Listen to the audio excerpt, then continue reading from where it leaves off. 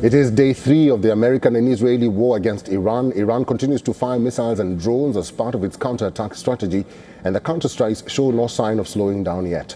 In fact, Iran seems to be expanding the battlefield as it also keeps firing at Arab Gulf monarchies allied to the US. Israel is still the major target. Iran's Revolutionary Guard Corps have launched missile strikes on Israel's government in Tel Aviv, as well as security and military centers in Haifa and an attack on East Jerusalem. The deadliest Iranian strike on Israel still seems to be the one that hit Beit Shemesh on Sunday. At least 9 people were killed in the central Israeli city.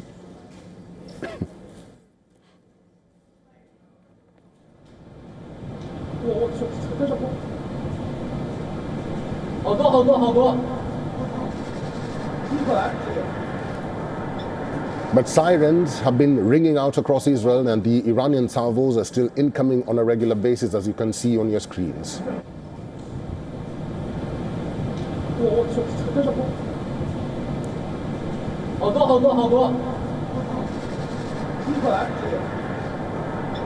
The attacks also keep targeting the Gulf Cooperation Council states.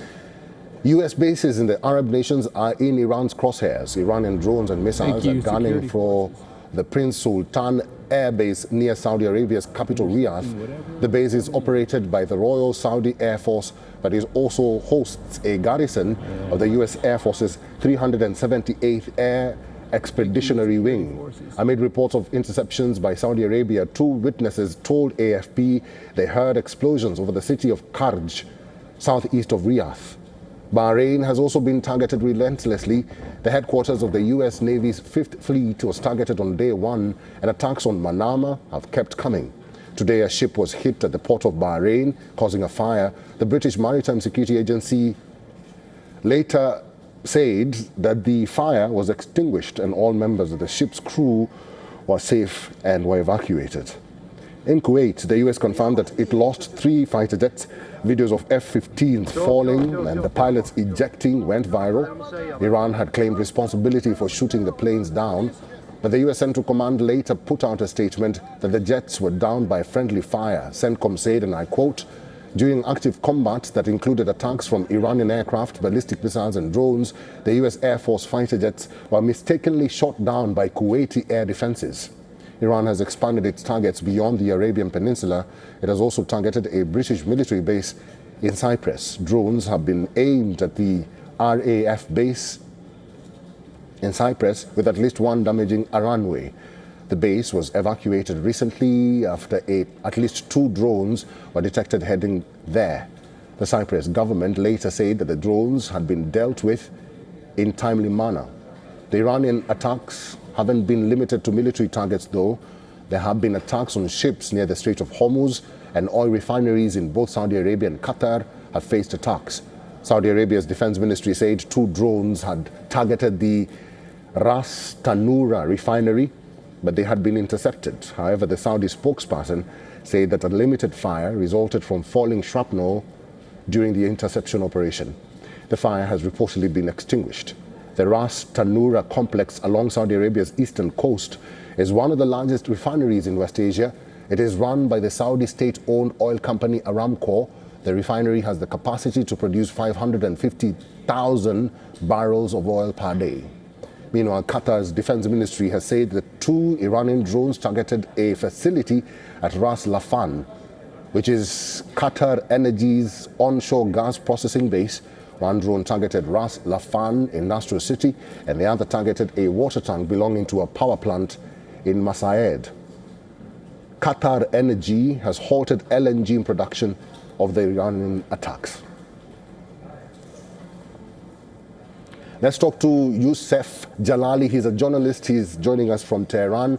Jalali, it's good to see you. We are receiving reports that there have been major damages across Tehran. We do understand that people have been urged to move to the north or the south of the country. Would you give us a sense of what is happening in Tehran and the damage so far? Well, of course, since early in the morning today, we heard several explosions across Tehran, rocking the capital. And of course, similar explosions were heard in the cities of Karaj, Tabriz, and other parts of the country. And this has been a rough day for Iranians. Actually, the places that came under an attack are mostly military-based institutions, and of course, Basij, which is a paramilitary force affiliated with the IRGC, the Islamic Revolution Guards Corps. These institutions have come under an attack. These are the targets for the Israelis and the Americans right now.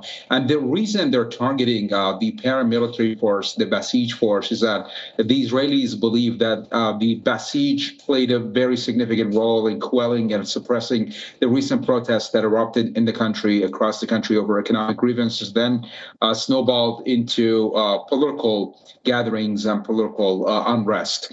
But of course, the police stations, the anti-riot police headquarters, all these have been a target for the Israelis and the Americans. But Iran has, and as we speak right now, I'm sorry, I'm just distracted by the sound of the explosions right now. It has never been so close to our residence right now. But of course, the explosions. I hope you're safe, Jalali.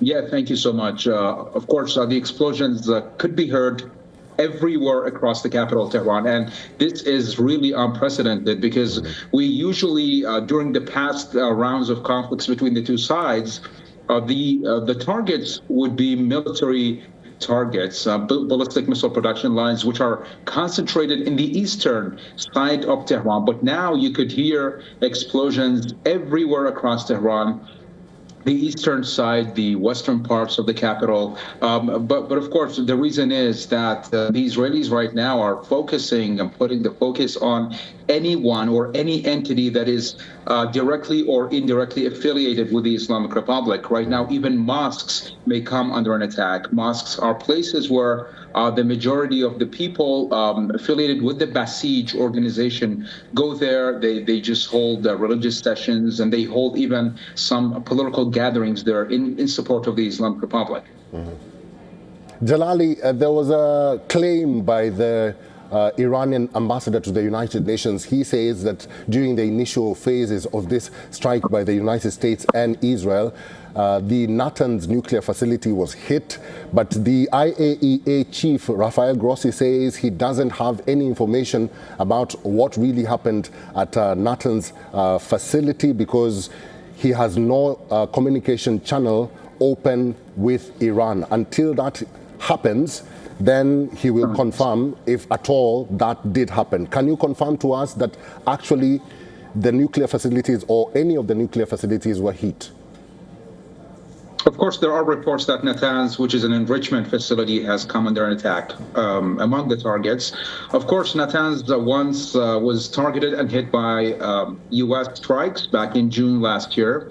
Natanz, Fordow, and Isfahan. These are the three major nuclear facilities. Natanz and Fordow are the places, are the beating hearts, used to be the beating hearts of Iran's nuclear enrichment program. But of course, they have been off limits for the IAEA inspectors since then. For more than 8 months, nobody knows what happened or the extent of the damage, what happened following the U.S. strikes back in June last year. So Iran kept them off limits as a leverage for any kind of dialogue between Tehran and Washington. And right now, the Americans, even before the war erupted between the two sides, the Americans insisted that Iran allow inspection or oversight of those sites. Grossi himself, the head of the IAEA, himself urged Iran several times to allow or grant access to those nuclear facilities, but Iran said that there had been or there have been some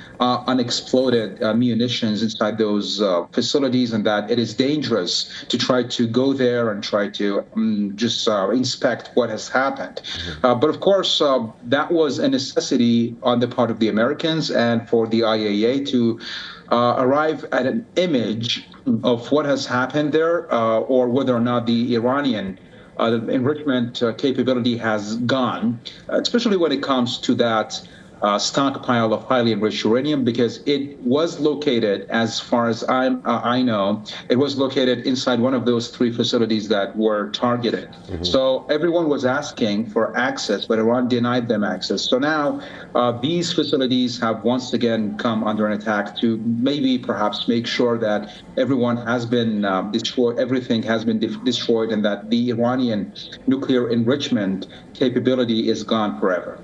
Well, the nuclear talks or the uranium enrichment talks have now died down, but let's not talk about that for now. Let's talk about what is happening in Iran, because the transition period from where Ali Khamenei was killed, and now there's a transitional period in Iran. Are people talking about that, and who is the temporary de facto leader of Iran as it stands right now?